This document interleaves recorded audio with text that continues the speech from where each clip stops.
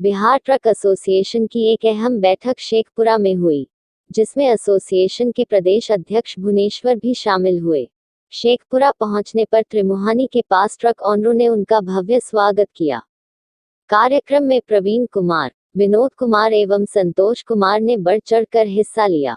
प्रदेश अध्यक्ष ने कहा कि राज्य सरकार से पिछले दिनों ही लंबित मांग पूरा करने का आश्वासन मिला था, लेकिन आज तक पूरा नहीं हुआ, जिसके विरोध में 14 सितंबर से अनिश्चित काल के लिए पूरे बिहार में चक्का जाम रहेगा।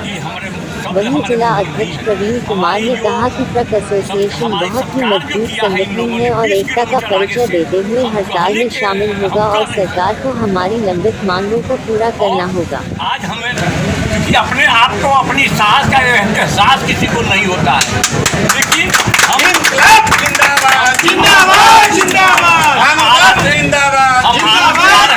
आरा से हर जिला में करते आरा कैमूर सासाराम औरंगाबाद गया, सब जगह लगा कि कितने मजबूत, कितनी हमारा संगठन कितना मजबूत है।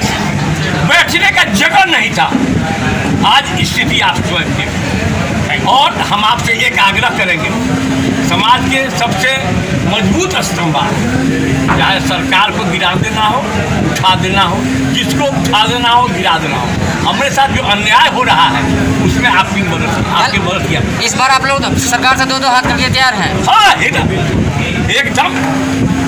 हम किसी छोटे पदाधिकारी से बात करने को तैयार नहीं।